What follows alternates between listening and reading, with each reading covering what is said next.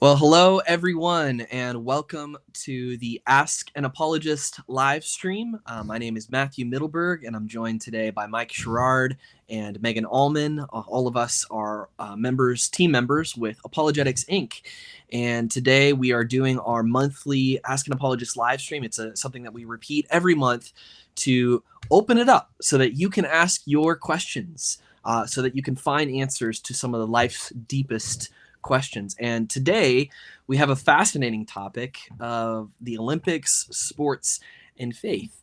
And we're going to be covering all sorts of different topics. Megan, as a former professional athlete, we've got some controversy with the opening ceremony, and it's going to be a great night. And feel free to post your comments, your questions, your thoughts in the chat wherever you're watching, whether it's on the Apologetics Inc. YouTube, our Twitter page, or our Facebook page.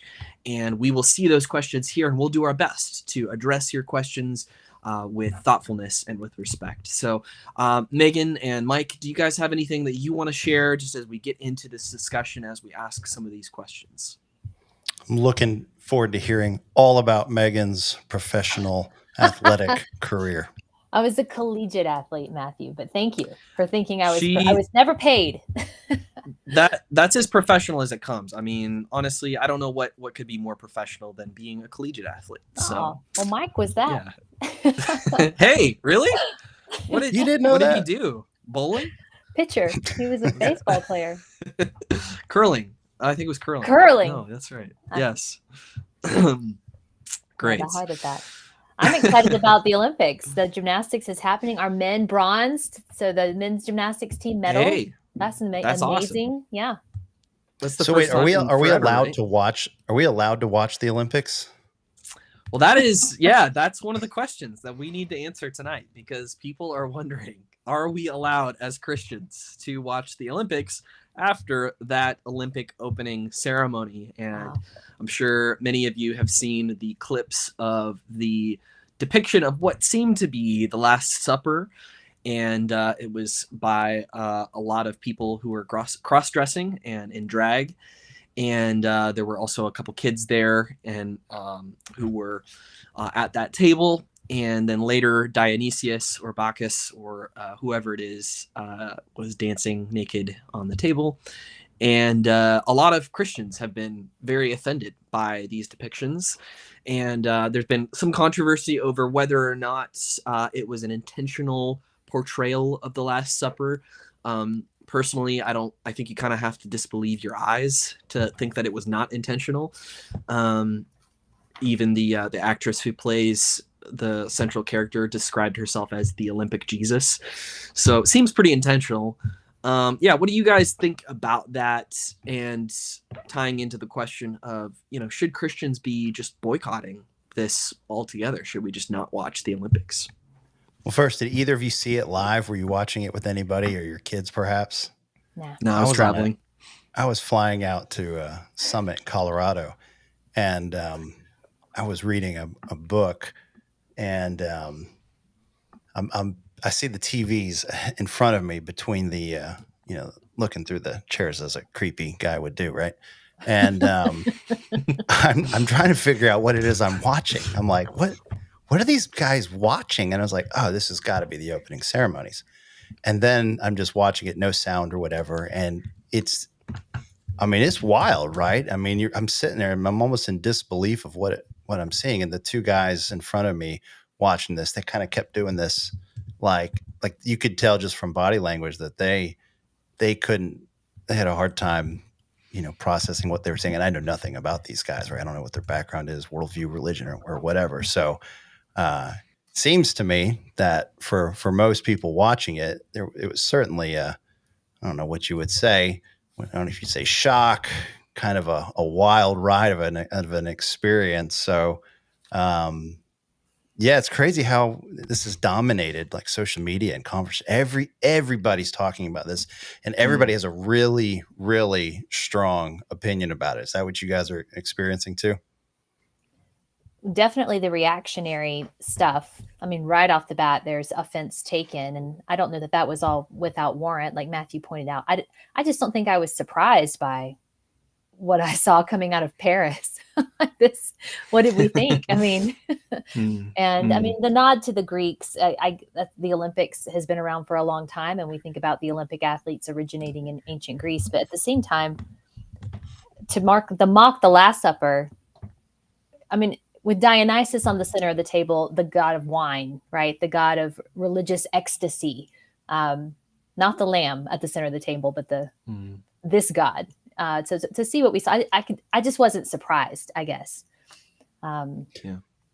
So before maybe we get to like Christian outrage and whether it's justified and overreaction, a lot of the things that I've seen dominate social media, my wife's social media too, are things like Christians, you need to get educated. This wasn't about the Last Supper.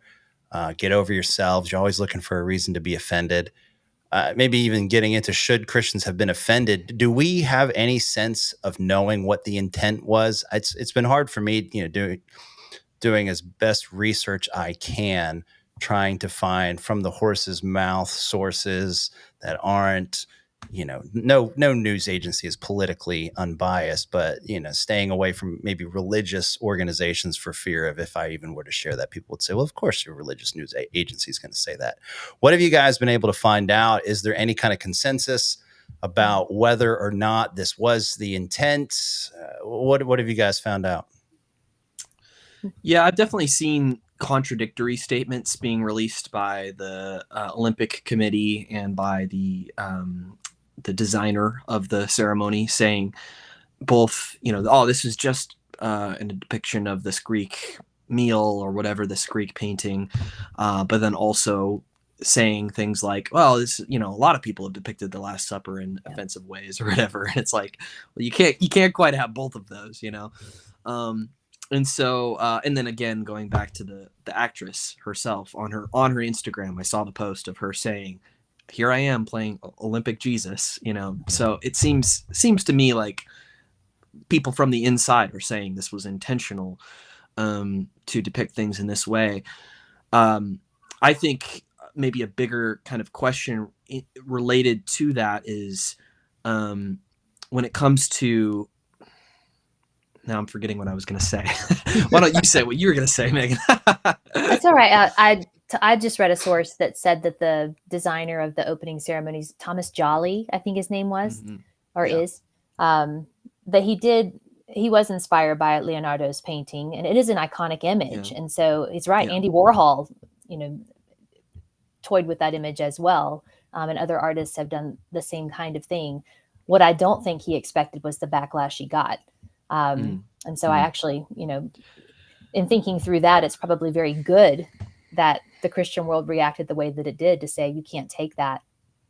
Art means something. The artist who depicted the Last Supper originally, Leonardo da Vinci, meant something when he painted it. And so to take it and thwart it in this way, and you're surprised that it was offensive. So all in all, maybe that's a good and proper thing. Yeah, I remembered what I was going to say, which is the fact that there's this kind of actuallyism where people are just going like, oh, actually, it's not really, trying to downplay all the Christians who were offended at this.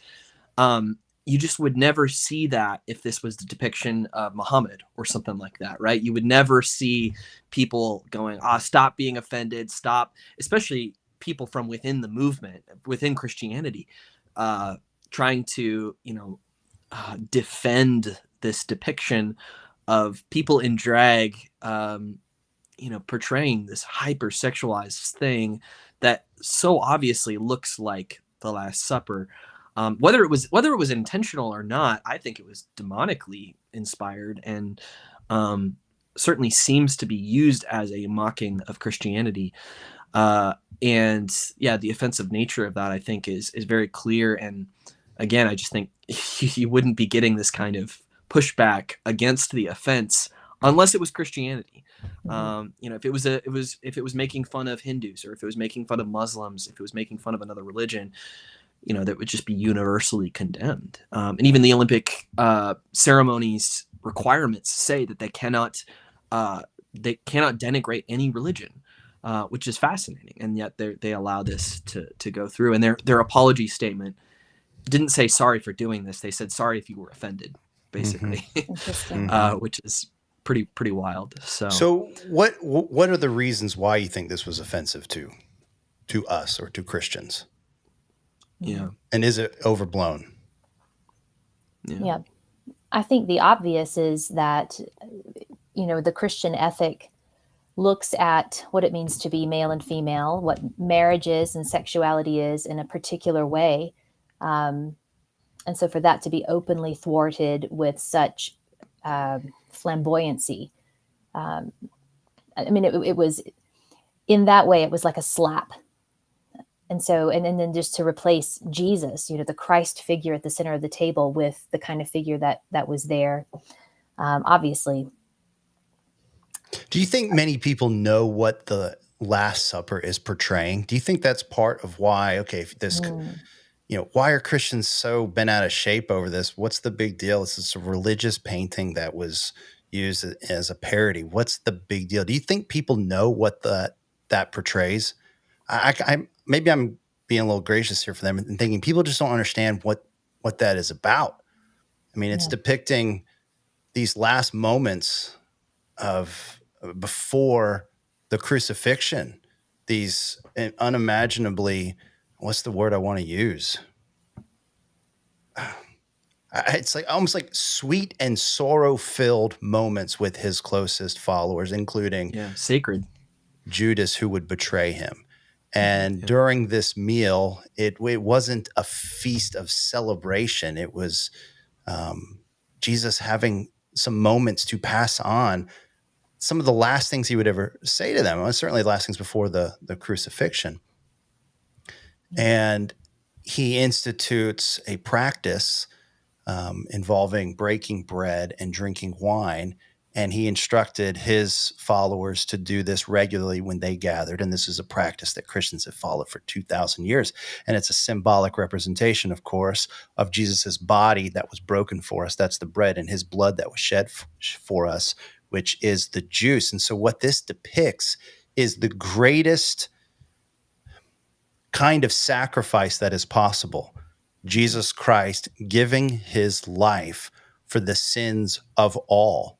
Mm-hmm. And that image is replaced with flaunting and celebrating sexual indulgence. It's a way of, if you're going to parody it, it's what you're saying is the Last Supper does not depict the greatest sacrifice given for our sins. It ought to represent sexual indulgence. Mm-hmm. It's almost like, and I think this is why, if you're a Christian and you're offended by it, you should, because it's almost like the artist's rendition was, you know what? Jesus didn't need to break bread and pour wine because of what was about to happen. He should have just thrown an orgy, because true liberation comes through sexual freedom, not forgiveness of sins that is purchased by his blood that was shed for us on the cross. And so I think that offense, you should be angered by it, even if it was an accident, right? Let's even say it wasn't the intent. Okay, fine. But intent doesn't equal lack of impact. And this is the offense to the Christian community. And so these trite apologies, this "if you were offended" nonsense. Yeah. No, this is why we're offended. And if you're a Christian, you should feel valid in your anger. Now, that doesn't give you justification to act terribly. No. But if you are angry and you are grieved, I think that is entirely appropriate. Yeah. Well, and to be clear, earlier I said I wasn't surprised. Doesn't mean I wasn't offended, but not surprised by it. Because what you're describing, Mike, I think you're onto something as far as people not understanding the depth, the meaning of what the painting portrayed and what was happening there and what Christ did. Obviously, if they understood it, not only would it not be mocked, they'd be bowing a knee, right? And of course, Scripture tells us that one day everyone will. But I think it speaks to what we're seeing in the West as far as a very cheapened understanding of what love is. That if it's nothing more than these feelings of affection, right, or sexual indulgence, as you said, if that's what love is meant to be and what freedom is, then no wonder this is where it stops. And people are like, what's the big deal? Why are you so offended? I think that the picture that you portrayed and what the original painting is meant to portray before Jesus went to the cross, that's the picture of love. Was it 1 John chapter 4 talks about that. This is love, that Christ died for our sins, that he was the propitiation for us, or the sacrifice, the replacement, the atoning sacrifice. It's love that costs something. So it's not cheap. That was a cheap shot in every sense of the word. And in the kind of governments that the West enjoys, this kind of, the variations of democracy, you need to let people know when you're upset. Like any relationship, you have to let people know when you're upset. And if you don't let them know you're upset, you're actually dishonoring the relationship that you have with this person. So I think that the Christian hurt and anger is valid, and voicing it is also valid, so that people that don't share our views have an opportunity to better understand our views. And so in the voicing of the frustration and the anger and the grief, I wonder if Christians have done a good enough job of explaining why they're hurt by this, the depth of the theology that is depicted in that, represented in that art. Maybe not, but even then it's okay. Even if you don't know how to fully articulate your hurt, that doesn't mean you should just shut up. So I think the response has been appropriate. I think it's been fair. I think it's good. I think it can be healthy, especially if Christians now have the ability, with all of the conversations that have begun because of this, to say, hey, let me do the best I can. Maybe I didn't do it best at first, but this is why I'm really grieved by this. Do you understand my faith and what part of my faith that painting depicted? Can I help you understand maybe? So I don't know, optimism here. This could be a tremendous opportunity to advance clarity on what the gospel is and what Christians really believe. And this doesn't just have to remain a nasty kind of controversy. And an opportunity to narrate for our kids who watched, if you watched as a family, an opportunity to go to the painting that Leonardo painted, to talk about the figures there, to talk about what's taking place. So I agree, Mike. So should we boycott the Olympics, though? Or, go ahead. Sorry.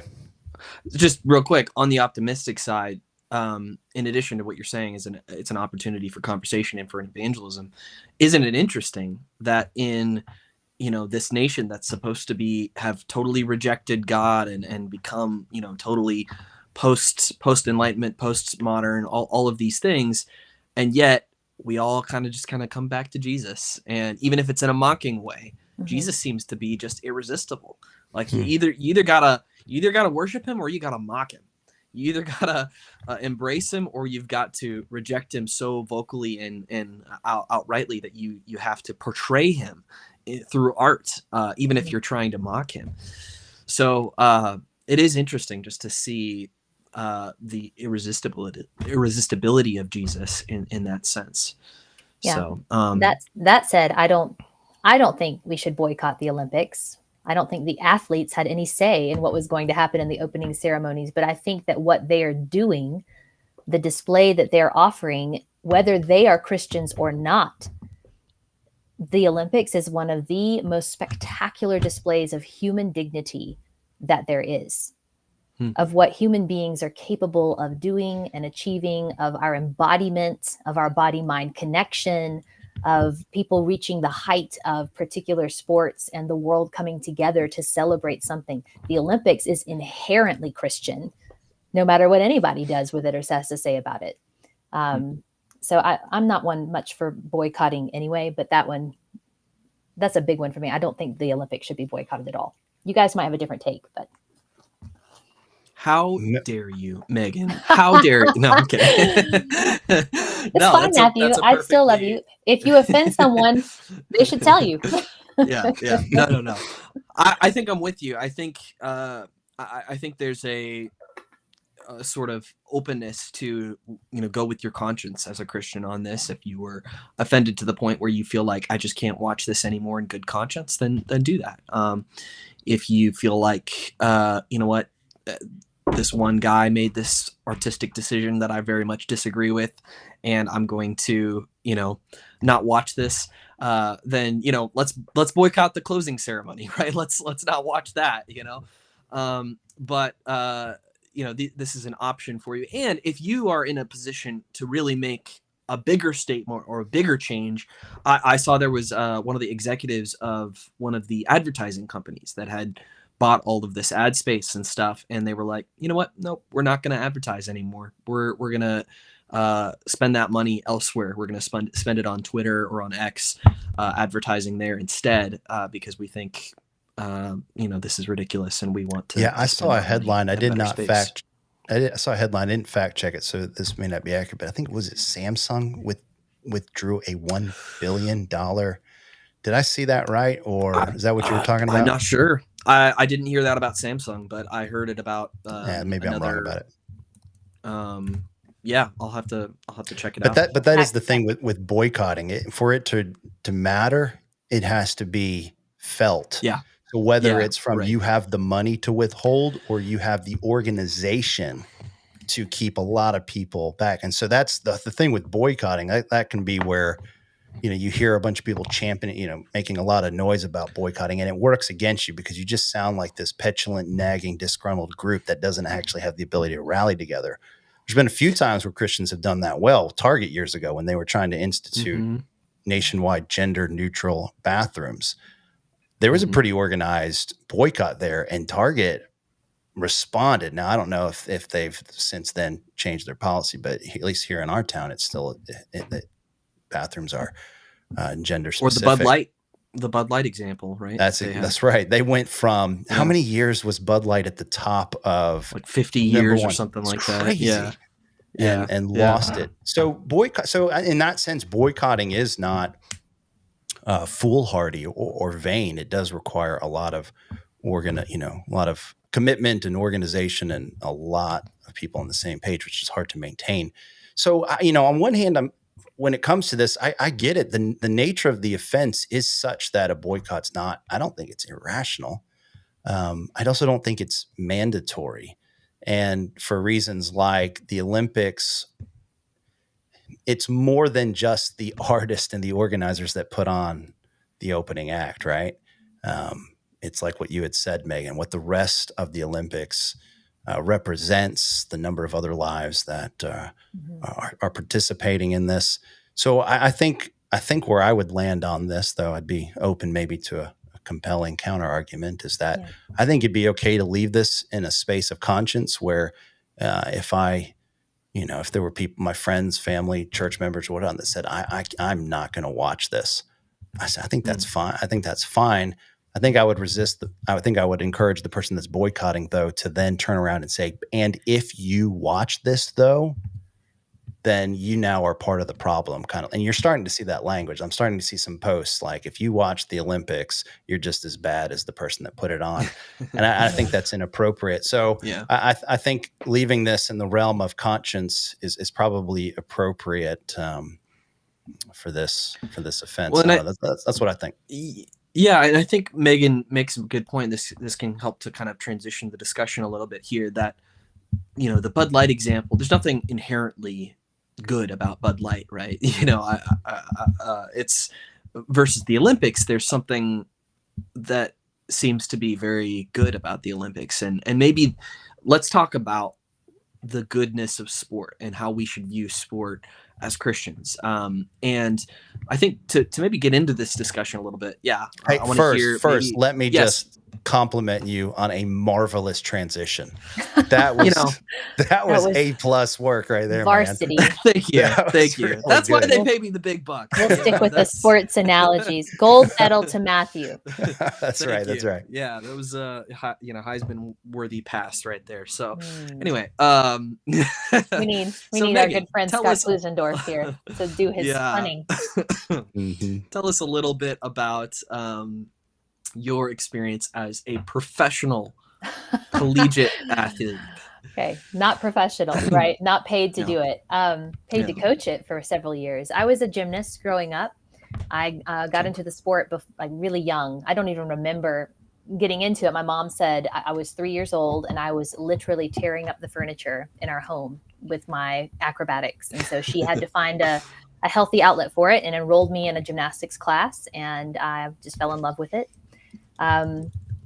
I did gymnastics and played softball for most of my growing up years until I turned 12.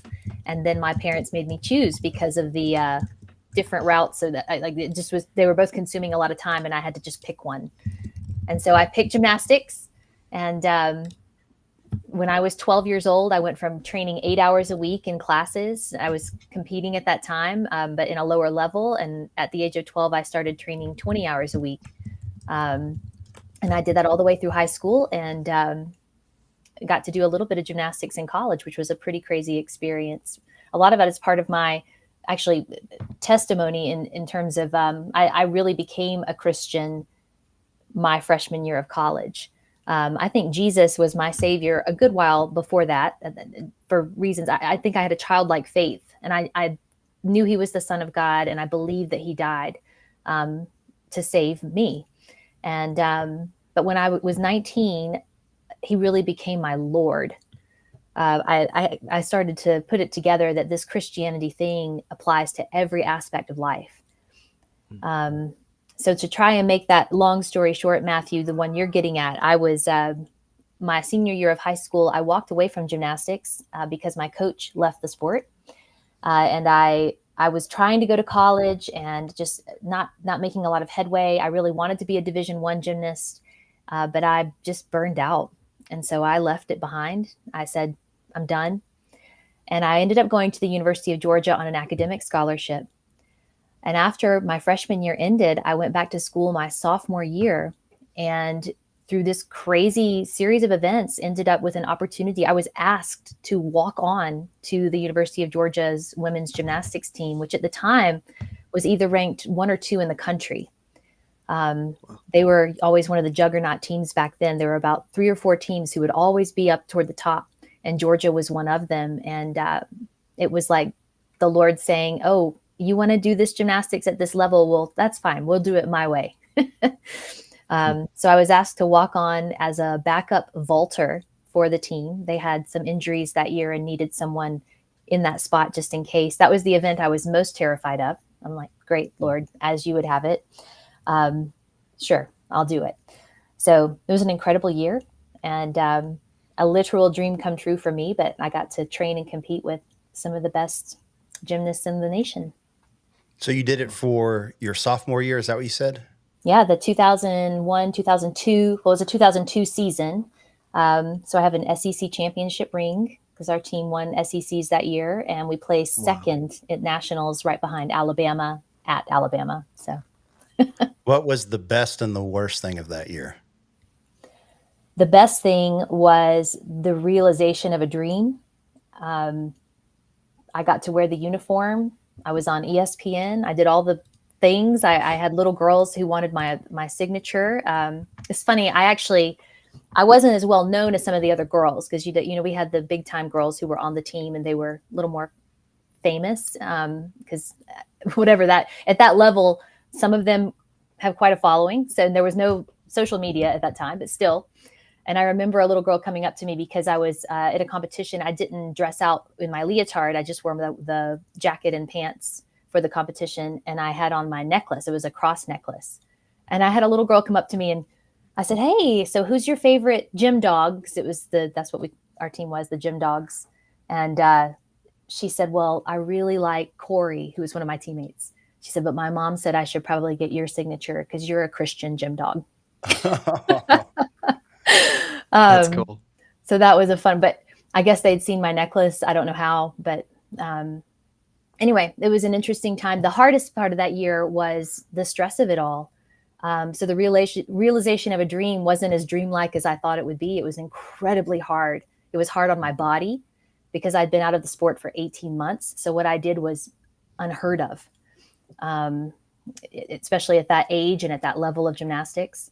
It was hard schedule-wise. To be a collegiate athlete is a commitment of your life. I mean, it's all day, every day. You go from weight training to the trainer to do therapy for your just upkeep of your body to the tutors and people who have your schedule. There's a special meal hall, like a dining hall just for athletes on campus.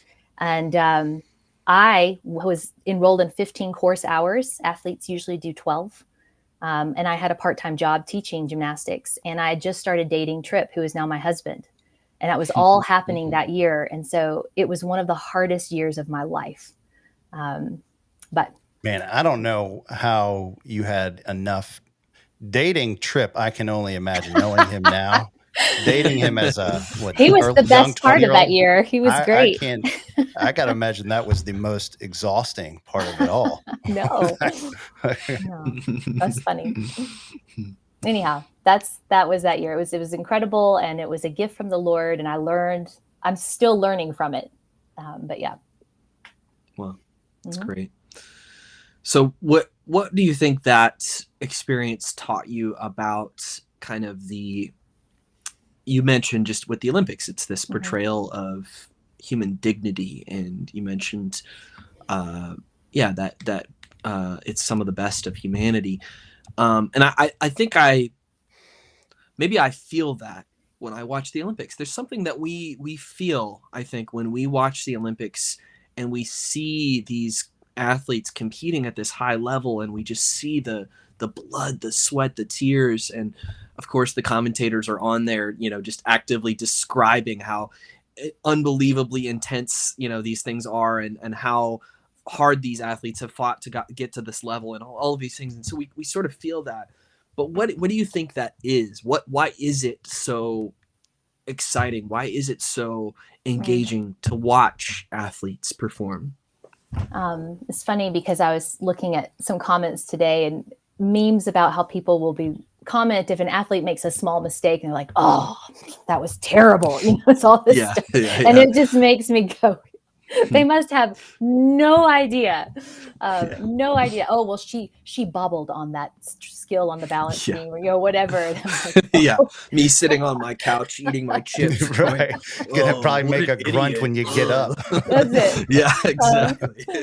But what a pathetic mistake. As so they that was wobble to making the me refrigerator. That was making me chuckle today, because what a country of luxury we've become if we are thinking that. But I think what we're seeing is we rightly look up to people who we would deem heroic, and I'm going to use heroism in a very loose way here, but people who do hard things that they didn't have to do, but they step up and do them anyway. And I think when we watch the Olympics, we're seeing the display of that, of exactly that, Matthew. These people are pushing the capacities we have in our embodied human nature. And what they're doing is movement that is absolute art. And there is no better explanation for human dignity than the Imago Dei. You can't ground it anywhere else. And so I think that to appreciate these athletic endeavors as a display of the best of what humanity is capable of doing, even when they don't intend to do it for Christ or for the glory of God or any of that, they can't help it. They give themselves away, just in their glorying in the sport. And there's a lot you can wrestle with there and talk through with my kids. It'll be about, what are these athletes doing this for? What is their purpose? What's driving them? And that's a different question. But as far as what we're watching at home, we can't help but see that. That's really beautiful. I think I read this article this morning on sports and faith to kind of get ready for today's discussion. And the article, it was an academic article from two guys, Watson and White, called C.S. Lewis at the 2012 London Olympics. And they gave a lot of really helpful thoughts through it. And just on the positive side, they just talked about how, competition is from the Latin competito, which is to strive together. And so you and your opponent, you have to strive together to bring out the best in each other. And, that sort of competition, it brings out something in you that just can't be brought out any other way. Like you can't, without competition, achieve that level of excellence, that level of, athletic performance. And so there's a whole lot of and hey, do you think when does that turn into something sinister? Because if you can do it, I can do it. Or if you can do it that good, I can do it even better. when does that remain healthy and turn sinister, if you will? Because that notion of competition, yeah, it's just dang true, right? You draw out the best in me through competition. So I don't know. Does that make sense? When does that become sinister, and how does it stay healthy? Off the top of my head, I would say it becomes sinister when you're no longer able to celebrate the other person, especially if they defeated you. Maybe. Interesting. But I don't know. That's a good that's just off the top of my head. I'd have to think about it. Matthew, you were going to say something. Yeah, in the article they talk about a lot of the dangers of it, a lot of the terrible things that happen, and they say the root of these things is the root of all sin, which is pride. And as Lewis talks about, pride is essentially competitive. It's, I'm always proud to be better than this person, or richer than this person, or faster than this person. And so they said the real battlefield is not the game, the playing field, but in us, in our hearts and mind, ultimately our will to right or wrong. It's a battle for the control of self, to play towards excellence and control of self, to play fairly within the rules and within the spirit of the contest. So, and they talk about, a lot of these, it leads to when you have this win at all costs mentality, where I need to sort of create my own identity. I need to validate my own existence. I need to immortalize myself and create this legacy that will outlast me. That's where the danger is. And it all kind of stems from this source of pride of, I'm going to make myself better than everyone else. And not that excellence is something to be rejected, as you ought to compete to the best of your ability. But I've at least experienced it even in my own life. I wasn't a professional athlete. I wasn't even a collegiate athlete, unless you count intramurals, in which, you totally should count that as a collegiate athlete for sure. And I played ultimate frisbee, which is, let's be honest, it's probably the most professional sport out there. So, absolutely greatest sport of all time. So, I've found that in my own pursuit of playing sports, and I've played a lot of different sports, it's often an opportunity to be confronted with my own prideful heart and my own desire to not only be good, but to be better than other people, and to sort of recognize that pride, to recognize that competitive arrogance, and to try to at least acknowledge it and confront it, if not to try to overcome it. And Lewis again talks about the first step towards becoming humble is realizing you're arrogant. And yeah, I've found it to be an arena where that pride sort of rises to the surface, and you kind of go, oh wow, like I'm doing this, I'm having this attitude. I need to back off and take it easy and say, actually, I need to just have some fun here and not try to be the ultimate best person on the field. I don't know if you guys can relate to that at all, but that's definitely been some of my experience. Mike, I want you to talk. I want you to go. You can relate to this, I think, as a parent, because what I see as a mom of kids who are athletes is a society where, Matthew, that very kind of thinking has taken over, where if your child shows any propensity for a sport at all, like football or baseball, then it's the assumption is my child will be the next Peyton Manning. My child will be the next Nolan Ryan, whatever it is. And I'm going, why?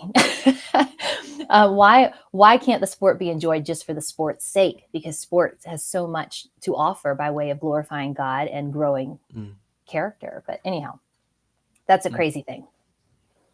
Yeah. Well, I really do like, Megan, that idea.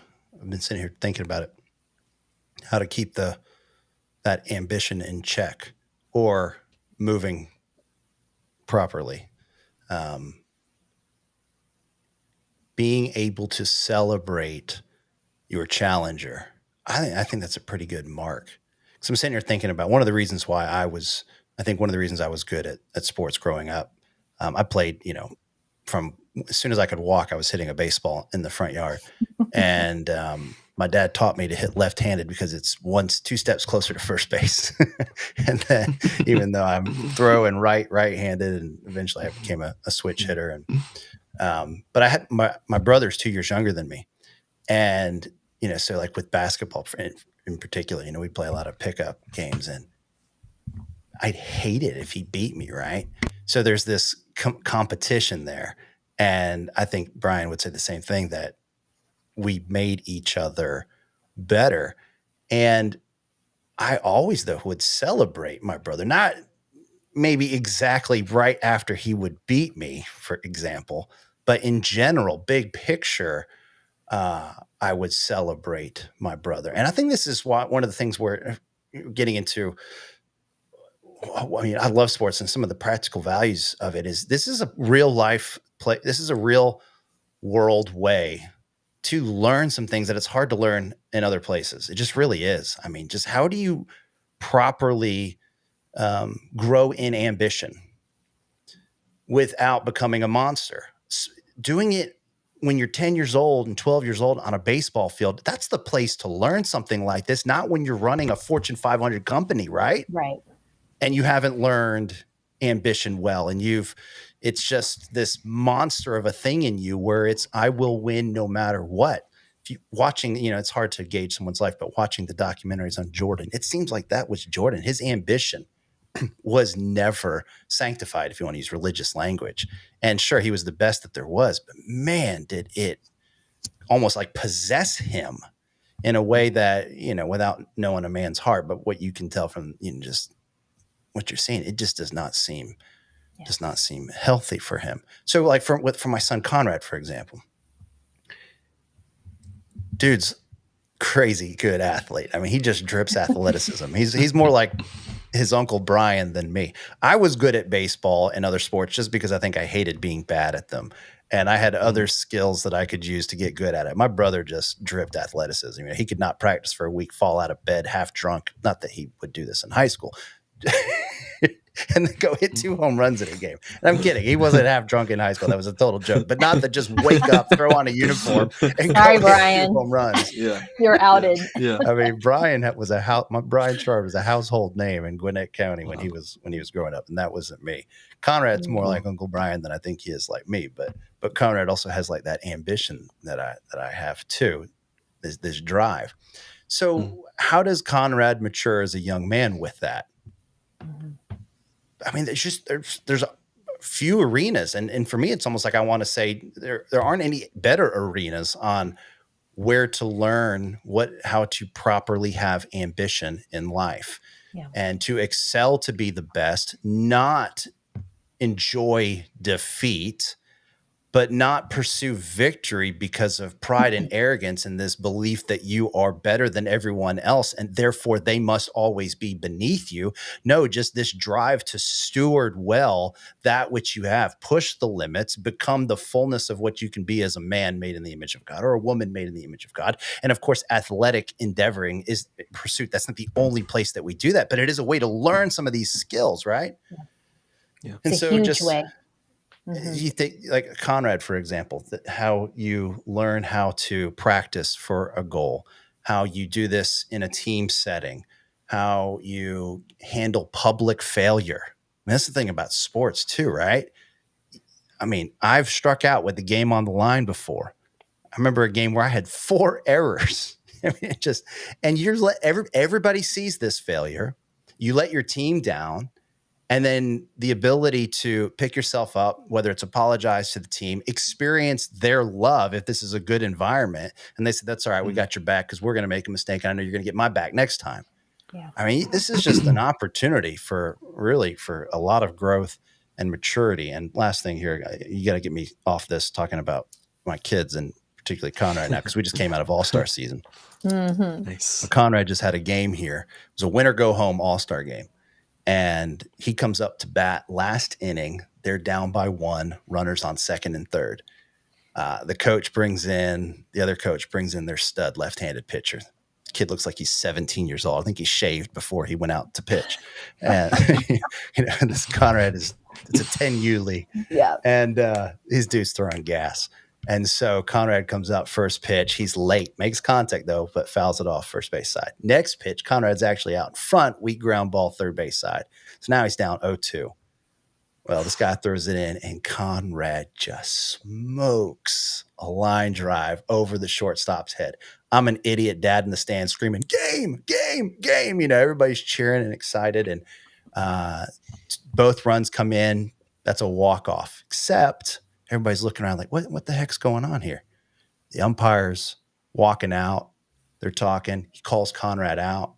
Everybody's like, what in the world is going on? Puts the runners back, and game over. They end up losing the game. I'm like, what? Finally turns out they said he threw the bat. Whether Conrad threw the bat or not, literally nobody saw, probably other than the umpire, if it did happen, because everybody's watching the ball. Conrad, all his years playing, never had done that. That's not the point of this all, really. This 10-year-old boy goes from the experience of feeling like the hero. I came through for my team. And then just that fast, it all is taken away, and he feels responsible for the team's loss. Mm-hmm. What an experience, right? To have as a 10-year-old. Yeah. And the opportunities we have to talk about, how do we process this? How do we handle this? What do we do? How do we not let this now affect the rest of our day? How do we, just all of the things. So I guess kind of wrapping this up, not being so long, but the very nature of sport, I think, is good, getting to what Megan was talking about. But the valuable lessons that are apprehended and taught through sport, it's hard for me to envision other places. And of course there are, but through sport, there's just great opportunity for growth and maturity. And I think you're exactly right, because these lessons and these ideas of failure and success and competition and victory and how to handle stress, how to handle the mountaintops and the valleys. These are things that help you with your everyday life, and they're things that you encounter in the workplace, right? As an engineer, as a artist, whatever it is, you're going to experience those things. And if you go into those scenarios never having experienced them before, the consequences are a lot larger. If you're a kid who has handled these kinds of things poorly, well, you're a kid, right? And you're growing up, and you're trying to experiencing these things, and you learn and you grow. Versus as an adult, if you have a bad day and it ruins your day, and suddenly you quit, well, suddenly you don't have a job anymore. And so I think you're exactly right. This is a powerful learning ground for. And so I hate the specialization and the professionalism of youth sports these days. Conrad's getting to that age where travel ball is going to become an option. And as far as I know, and Terry and I still have some conversation about this, I think we're going to resist it, because the idolization of sports, the at 10 years old thinking I got to sell my soul to a sport because I'm going to be the next Peyton, whatever. No, game and playing is good for all of these kids. And so rec ball is such a good thing, even when you can have this mixture between people that maybe do go on to become the next Peyton Manning versus someone out there who has half of an athletic bone in his body, but he's in this environment, and there's this opportunity to love and give and take. And again, one of the things I love most about watching my kids play is they tend to be on the better side, is how they love and play with and encourage and celebrate the kids that aren't as athletically gifted. And Conrad giving away one of his bats to this kid on his team who first time ever playing, didn't have his own bat, really liked Conrad's bat. Conrad was able to get another bat, but Conrad's bat. Anyways, just so like that kind of thing. It is such a gift, and it's something that, I'm a big advocate for. I think if you have kids, they should play sports, and Christians being a part of this, we can help reform the pressure-filled environment that little league sports are becoming. Maybe here you had your great transition point a second ago, Matthew. I guess one of the things I'm questioning now is how do parents, because a lot of parents have questions about this, what's kind of the limits and what are the rules? What are the fence posts or the fences when it comes to sports? Like, it's easy for it to take over your life. How much is too much? how much money is too much, all that kind of thing. I've had some people say to me, like, your kids are never, the chances of your kids becoming professional athletes are virtually none. So why bother with it at all? You guys got any sense, Megan? Well, yeah, as somebody who doesn't have kids, let me just sum it up for you real quick. Let me give you the guidelines. No, I think I have seen those posts where people are like, look, the chances of your kids becoming a professional athlete are not there, but your chances of your kid, having whether or not they're going to walk with Christ is a question that they're going to have to answer forever. So it's like, okay, well, but those aren't mutually exclusive, right? Like the idea that they could play sports and learn and grow and have fun and build relationships and community and all of these things and grow in their faith and invest in their faith and be reading scripture and be learning and growing and learning why they believe what they do. Getting into a 7x7 discipleship group with Apologetics Inc. All of these things, they could go together. And so I would just say, I mean, obviously I want to hear from you guys as parents, but my kind of bright line would be, am I sacrificing anything else that's really important in order to pursue sports, and especially their spiritual health? Am I sacrificing their spiritual health in any way? And that's a bright line for anything, right? Because that's the most important thing. So if their social life is, I'm having to sacrifice their spiritual development for that, I'd want to re-examine I'd want to go home and rethink my life, at that point, re-examine my priorities. And so I think there's a bit of a bright line there. But yeah, Megan, what were you going to say? There's so many things you guys talk, and then my mind goes in 14 different directions. So it's hard to keep up. I will say, just before I speak on Mike's point, have you guys ever seen the film? It's about golf. It's called The Greatest Game Ever Played. Yes. And it has a very young Shia LaBeouf in it. What a beautiful story to watch as a family. Like, if you guys do family movie nights, I would highly recommend that film. Because it is an example of someone who is at the top of his game, celebrating someone who comes in to challenge. And it is just the best. Like, I could go on. But I think that several things that we've talked about in the last few minutes, even in what happened with Conrad, Mike. So this speaks to, how do families think about sports? I think that you have to decide as mom and dad what your values are as a family. And that has to be a conversation that should include your kids at some point. What do we value? And then that could even break down into, since we value these things, how does it dictate how we spend our time, how we spend our money, where we live, and where we decide to have community. So those are things important for a family to think about. And I think that sometimes you have a kid who, gosh, you guys know this, whether it's engineering, like Matthew, you brought up, or athletics. If a kid really wants to learn something, there's no stopping them from learning it. They'll find a way. And it might be that they've just got the one ratty baseball and they're throwing it into the hole in the fence over and over and over and over. And if that's your kid, then you probably need to find an outlet for that that's going to be healthy and good within that value system. And it might even mean stretching it a bit, right? Because it's always that give and take for the good of our kids. I do find it interesting that even in Conrad's case, so many things happen in that moment that he probably isn't ready to, talk through it. Well, at this point he might be, Mike, because he's a super bright kid and he looks up to you. But in the moment he wasn't ready. But you as dad, he would not talk about it. No, he would not. No, I know. My son is exactly like that. Like, I don't want to talk about it. I'm like, all right, you need a minute. I get it. I remember. I remember my dad being like, oh, but your double back on the beam was so, I'm like, that's not what it's called, Dad. Like, just so sensitive. And probably I need to apologize to my dad. But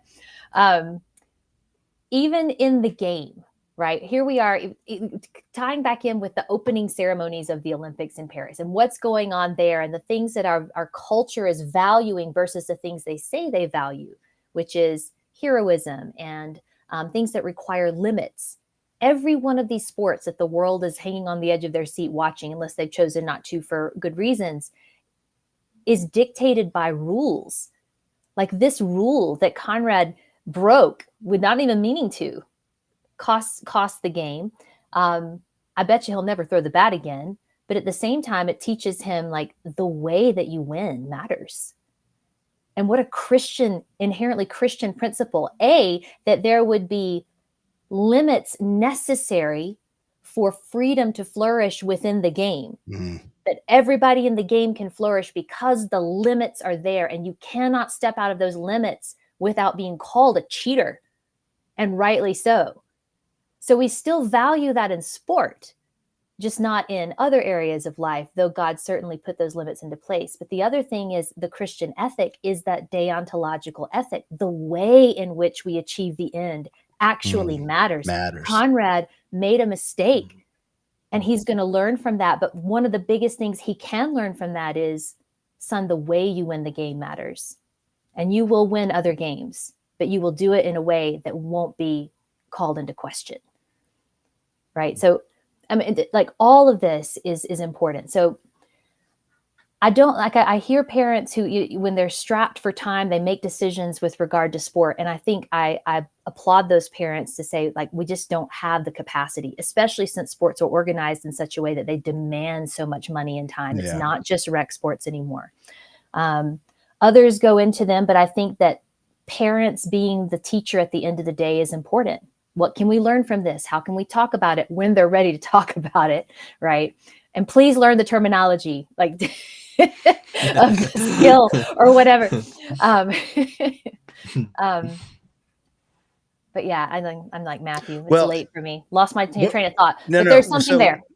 Well, there's think about the families dealing with this personally. What are the limits? For us, how much is too much? How much money is too much? How much time is too much time? All that kind of stuff. Mm-hmm. But there's also going back to what we talked about at the beginning of this this program. What do we call this podcast? Whatever the heck this is. When we talk about it's appropriate. It's at the top of the page. Okay, there we go. So the appropriateness of Christians voicing their displeasure, anger, whatever it is, with the Olympics is appropriate in a given society. Christians can do that in their local communities too. If Christians understand, like if you want to say the nature of sport and why it is good in your communities, you can protect that so that other people can participate in it rightly. I'm glad that in my area, Sunday morning soccer is not the norm still. Yeah. And that's because there's pressure from a religious community that needs to persist. There's the occasional tournament that goes on a Sunday, and that's fine. I think it's fine if Christians participate in a sporting event on a Sunday. If it's not the norm, I think that's in line with a proper understanding of Sabbath, understanding the nature of Sabbath, that Sabbath was made for man, not the other, or Sabbath was made for man, not man for the Sabbath, kind of thing that Jesus is saying. Yeah, there's a principle here that it's a gift that allows men to rest and men and women to rest, and it doesn't need to become a legalistic thing that prevents you from good or doing good. So the occasional soccer tournament on a Sunday, I think it's fine if you go to that. I'm glad that it's protected and it's not regular that we play on Sunday morning. So I think the more Christians understand, for example, the nature of sport and why it is good, you can be advocates for that and seek to keep it healthy in your local communities. Then when it comes to family, I think, Megan, you touched on a lot of these things, that life is about choices and balance and sacrifice. And when it comes to this, you just need to employ wisdom, because not every family is the same. And you need to help other people make good decisions. You need other people to help you make good decisions on this. So when it comes to sport, I think a good practice is for families to open up to other godly men and women and give them the permission to say, hey, you guys are going a little bit off the rails here. Do you understand the degree to which your family life orbits sport? Mm-hmm. It certainly is acting as if it's your God, and it's not. You don't have things in proper balance. And so I think that, families that have children in sport, they need to be humble and honest and let other people in and help them make sure that athletics and sport is a healthy part of their life, and it is not the center, because it's very easy that to happen. Sport is intoxicating. And I even feel it at a different stage in life. You know, my life's so much work. And a lot of the work we do, there's not immediate payoff for it, right? You spend a lot of time on a talk and maybe the audience is receptive to a talk, but did it really matter in that person's life, you know? Mhm. Well, with sport, there's work.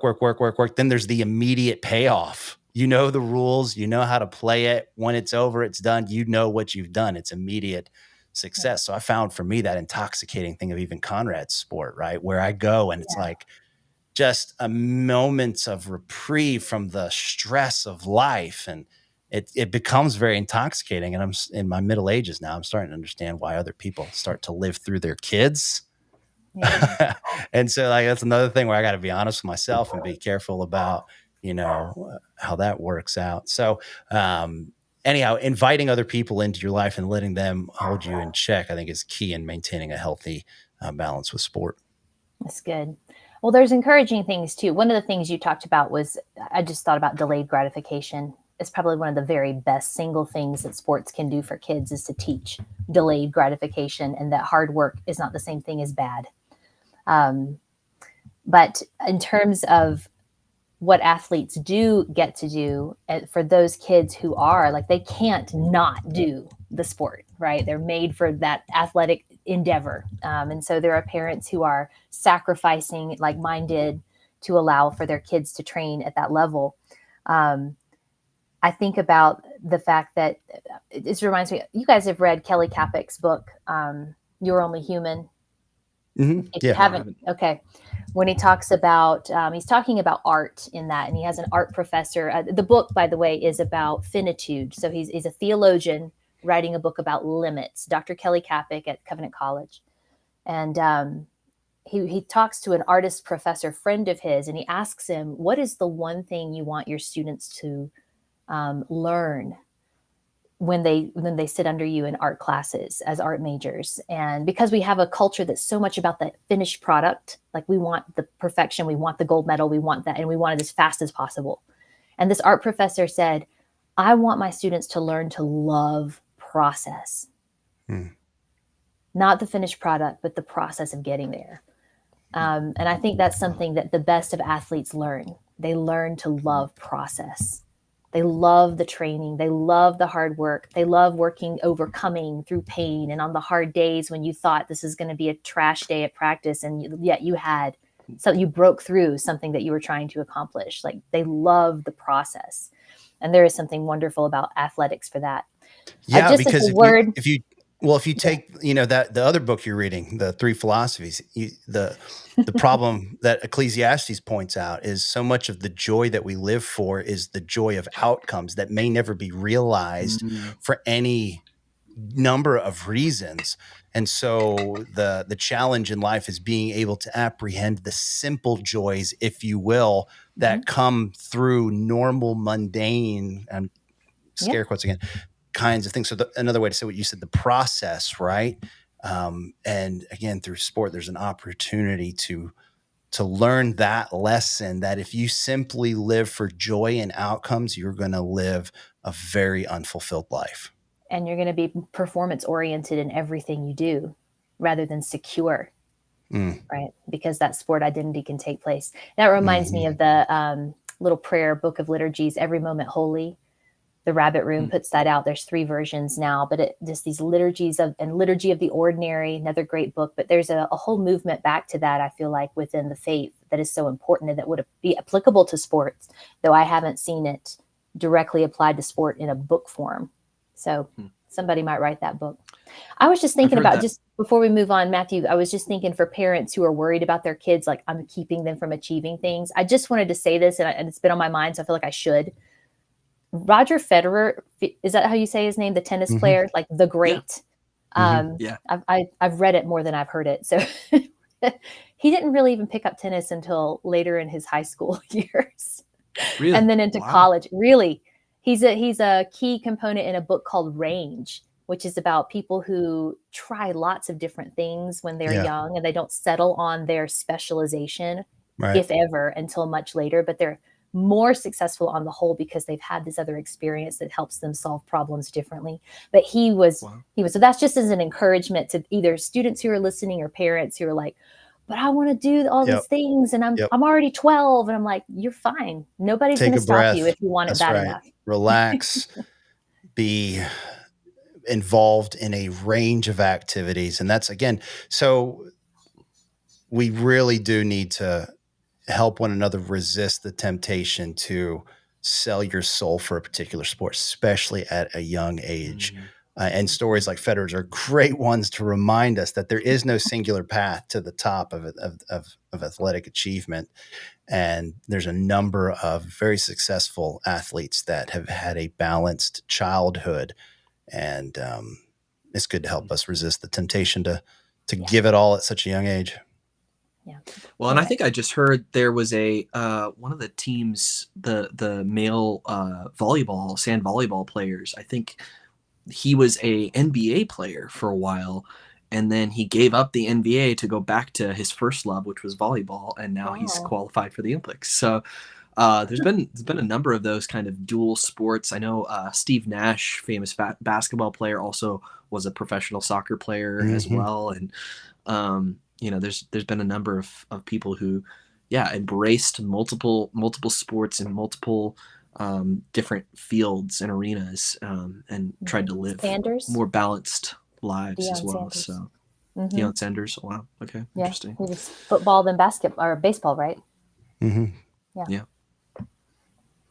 All right, so why and sorry if I'm interrupting a path you were taking us on, Matthew.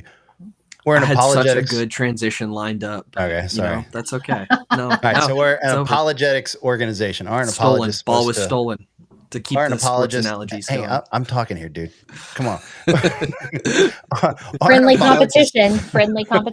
Yeah, whose voice is louder? I can mute you, so I think it's me. You'll always win then. Hey, so we're an apologetics organization. Aren't we supposed to just talk about like the reliability of the Bible, God and the problem of evil? Aren't science and faith on enemies? Why are we spending an hour talking about sports and faith?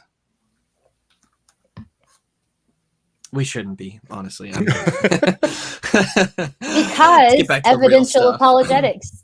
Like we've said this many times with different ways of talking about sport and the Olympics and sports in general and what we can learn from them. They point to the existence of a creator. They point to the existence of a givenness of life and of reality and boundaries in which freedom can flourish. They point to the Christian story.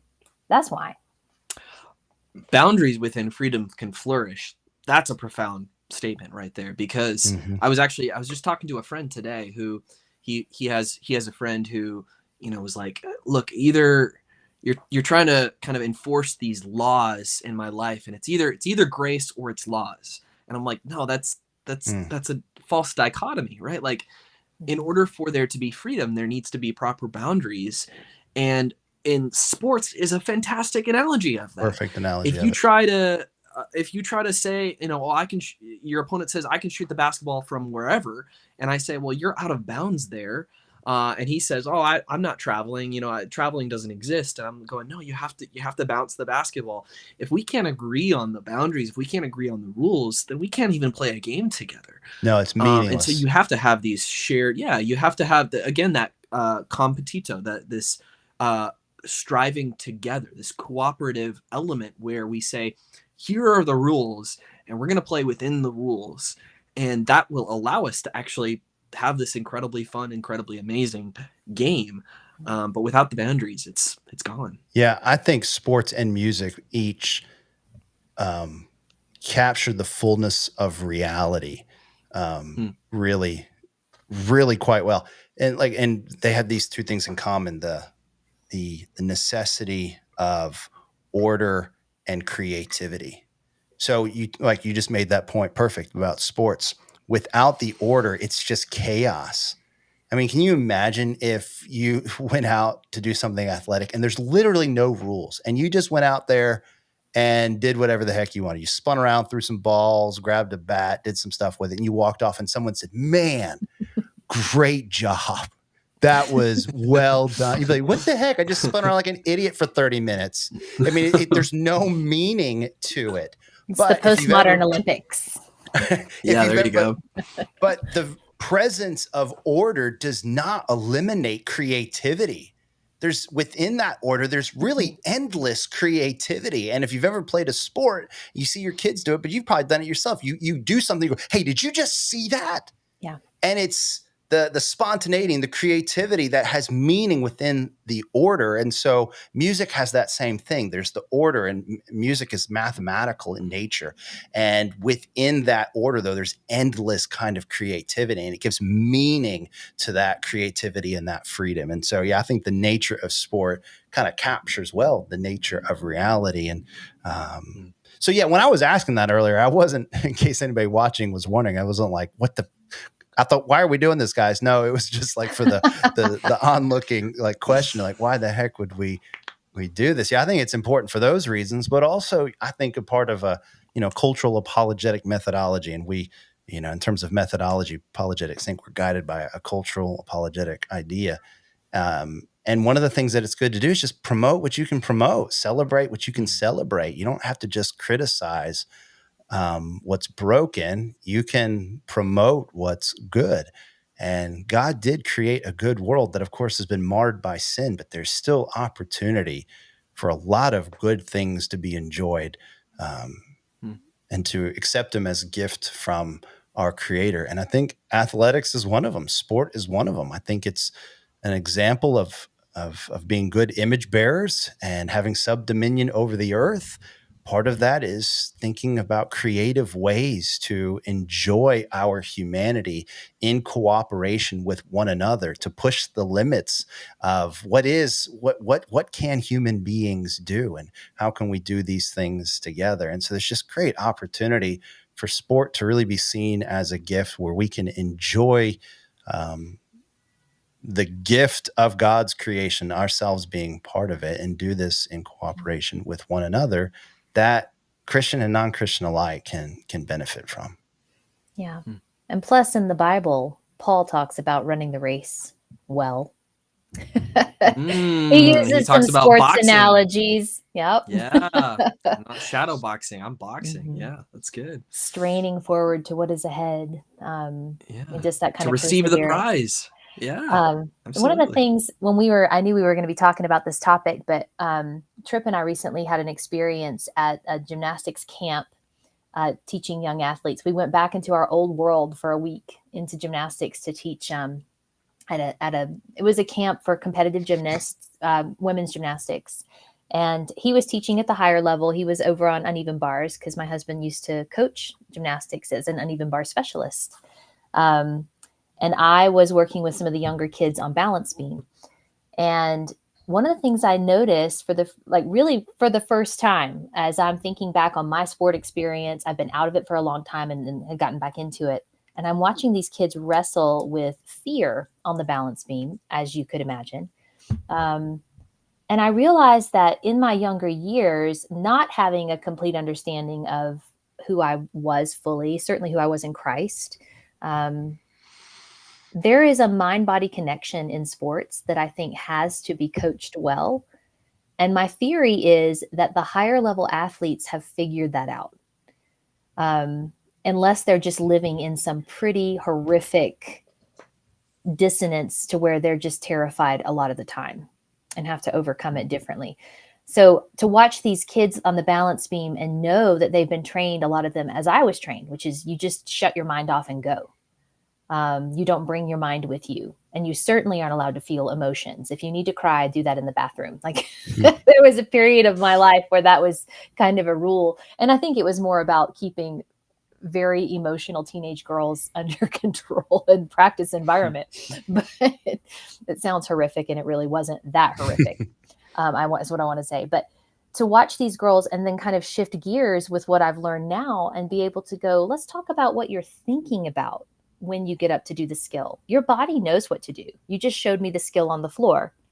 So I know you can do it there, but let's think about like, what are you telling yourself in your mind? What is your immaterial self doing while your material self is going to perform? And to keep those two things together is a key thing. And that's in any sport. My son right now is terrified of the ball because he's just gone to the 12 and under baseball league, and the pitching is a lot faster and harder than it was, and he's scared. Wow. So to have to coach him through, like, what is the story you're telling yourself about this? What is it exactly you're afraid of? And how can we think about that well? Because your body then will know what to do, but let's take your whole self into it, and not just shut off one part of yourself in favor of the other. I think that's a whole very important part of athletics that I just didn't have when I was younger. I wish that I had. I think it would have been a better experience. So for what it's worth, I thought that was worth saying. Mm-hmm. Yeah, that's really beautiful. You kind of learn to understand the fact that we're embodied beings and the connection between our souls and our bodies. And it's an arena where you can do that. And yeah, that's really powerful. Yeah. I had one little girl that I pulled down off the balance beam. She was so afraid to go for a skill. She was doing a back handspring. So that you jump backwards to your hands on the balance beam, and then, so you lose sight of it for a second. And she could do it perfectly on the floor. And you put her on the balance beam, and she would wipe her sweaty palms on her legs and just kind of psych herself all up. And I finally said, come here. Tell me, what are you thinking about as you're standing there scared to go? And she looked at me like I'd asked her the oddest question. And after a minute, she goes, ah! That's what she was thinking. Yeah. So I said to myself, well, no wonder. But let's try something different. Anyway. That's good. One thing I think, and I don't know how much time we have left to get into this, but one thing I think parents need to also help their kids with is to know that their athleticism, especially if they're good at it, that it is a good thing about them, but it is not it's not what defines them. And it is not the thing that gives them their core value, that they're a man or a woman made in the image of God, which instills them with unimaginable value. And athleticism is something that you should steward for God's glory. You can take pride in it. You can take joy in it. But if that's taken away from you, you can grieve it. You can mourn the loss of a good thing, but you are not mourning the loss of your value and the core of your identity. And so I think that's something that parents have to continually help their children process and remind themselves of, which some adults really aren't good at either, though, by the way. We misplace the core of our identity and value, and we insert other things that we're good at or things that we aspire to, whether it's career, relationships, or whatever. And sports is very easy, especially if you're good at it. It can become the thing that you fundamentally conceive of yourself as, like, I'm an athlete. Other people think I'm good at it. It's what makes me valuable. And that's really, really dangerous. So one of the things parents have to help steward in their children is a healthy understanding of good things that you can celebrate as good things, even find pride in these good things, but know where they know their proper place. And fundamentally, I'm a man like me. I'm a man made in the image of God. I am loved by him. That is central to my conception of myself, and my value is rooted in that, which allows me to interact with these other good things appropriately. And this is something parents really have to help shepherd in their children's hearts, such that sport remains a good thing and it doesn't become their identity. And it's important too, just because it's not because it's not achievable to become the best or to become great or whatever, but because it's necessarily temporary. You are going to get injured. You're going to get old. You're going to eventually not be able to play this sport anymore. That's just part of what it means to be a human and to be mortal. And if your identity is in that thing and that thing is removed from you, suddenly you find yourself. I mean, Tom Brady has that interview where he just talks about when he only had like 3 Super Bowl rings. So he was, just kind of a failure at that point in his career. But, he had this interview where he was like, look, is this it? Is this all I can do? Like, just win more rings? And it was kind of him just wrestling with this realization of like, that's it. Oh, like, I guess that's all I can do is just win more. But that doesn't really, there's got to be more to life. There's got to be more fulfillment. And I hope now that he's retired, he'll find that he'll actually start to look for what is, I have no idea what his worldview is, but to find out that actually there's a source of eternal identity. There's a source that is unshakable and cannot be taken from you, and is infinitely good. And it's the source given to you by your creator, who's designed you with a purpose and with meaning and with value. And it's unshakable. So yeah. I heard Ecclesiastes in that too, Mike, with is this all there is? Right? I've won on 3 Super Bowl rings. Wow, is that all I'm good for? What's the purpose? Things that just don't satisfy ultimately, but it's that Lewis again, right? And we can look at it. We can look at our ability to do the sport. But if we stop at the thing, it becomes an idol, or it can. If we look along it, then other things happen. To look along it and see the source, to wonder at the way our bodies can move and the feats that can be accomplished, to wonder at those we watch, in this Olympics or elsewhere, to tell our kids, like, it was just such a pleasure watching you play, watching you do the sport, regardless of the outcome, and to tell them that life doesn't stop at the game. There's much more to it. So good stuff. Hey, well, this has helped me be a little more excited to be able to watch and enjoy the Olympics. Yeah, me too. Absolutely. Especially the gymnastics. I mean, I think, Yes. being honest, I think this has helped me move past the taint of the opening ceremonies and to be able to forgive them and let them know why they were wrong in doing what they did. But to then also, now that, as far as I'm concerned, what more responsibility do I have to let them know what they did is wrong or whatever, that kind of idea. The whole Olympics was tainted for me. I was like, I can't watch this. I can't enjoy it. After this conversation, I think I might be able to. That's good. That's really good. Well, and I think going back to your question too, Mike, of like, why are we discussing this? I think one of the main reasons that we discuss this is that people have questions about it, which brings us to our Q&A questions here. So we little transition there for you. We usually discuss more of the questions that are coming in. I think tonight we just had so much we had to talk about, and we had a lot of thoughts and feelings on this. But I do want to address some of the questions that you guys have been putting in the chat. And so if you have questions that are unanswered or you're thinking about, please go ahead and put those in the chat. But let's go through just a few of these that have been submitted. So Jason and Jen asked, how should a Christian athlete respond to the opening of the Olympics if they are competing there? And I think this is a very interesting question, because we've talked about us as watchers, and thinking about, actually throughout history, this is not the only time that Christians have actually had to respond in various ways.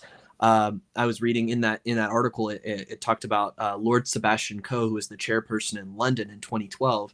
And he talked about Eric Little's decision to sacrifice his strong chance of winning the Olympic Games blue ribbon 100-meter sprint event because the competition clashed with his Christian beliefs continues to fascinate and capture the imaginations. And so that was a powerful kind of statement for him. And I think I would agree with you, Mike, to say that we probably don't need to view the Sabbath in such a strict, almost legalistic kind of way to say, I can never compete on that day. I think your distinction between having a regular game on that day where it's regularly preventing you from going to church versus, once in a while exception is a good one. But just to say, here we are, however many 100 years later or so, talking about Eric Liddell's sacrifice. And his sacrifice. So I think if there was a Christian athlete, I know there's probably a lot of Olympians watching the stream today. If you're an Olympian and you're over at the games and you feel convicted that it's wrong for you to compete, then listen to what the Lord's saying. That being said, I think there are ways of saying, I don't support that, but I'm still representing my nation. I'm still representing my country. I'm going to compete to the best of my ability and represent Christ to the best that I can. And I've seen there was one of the professional skateboarders, a girl 16 years old, who was told that she couldn't wear Christian clothing, but when the camera was on her, she in sign language said that Jesus is Lord, and so she still proclaimed that Jesus is Lord. And hopefully, you can do that through your athletic excellence and just through playing the sport well as well. Well, I think it's a great question, and I would be thrilled to see an athlete, whether it is someone sticking a microphone in their face or they just use a social media platform to clearly explain why they as a Christian are hurt by this, something to the effect of what we had said earlier. And to say, for those that don't understand why we're offended, we even forgive you. Maybe you didn't know what you did, but this is why it really hurts us. And this is what is central to our faith and what that painting depicted. But I forgive those that did this, and I am going to compete in this for the glory of God, thanking him for this gift and this opportunity. I mean, I would be jumping out of my seat if I could, if we saw an athlete say something like that.